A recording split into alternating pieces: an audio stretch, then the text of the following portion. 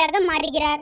கதாநாயகிகள் எல்லோரும் விஜயசாந்தி போல் தடியடி சண்டை போட்டு நடிக்க வேண்டும் என்ற ஆர்வம் உண்டு. ஸ்னேகா பவானி படத்தில் நடித்த இந்த ஆசையை நிறைவேற்றினார். இது விஜயசாந்தி நடித்த வைஜெயந்தி IPS படத்தின் ரீமேக் ஆகும். அனுஷ்கா 2ஆம் உலகம் படத்தில் வால் சண்டை போட்டு நடித்தார். ருத்ரமாதேவி சரித்திர படத்திலும் ஆக்ஷன் நடிகையாக வருகிறார். வால் சண்டை, குதிரை ஏற்றும் பயிற்சிகள் பெற்று இதில் நடிக்கிறார். தற்போது நயன்தாராவும் ஜெயம் ரவி ஜோடியாக நடிக்கும் படத்தில் ஆக்ஷன் அவதாரம் எடுக்கிறார்.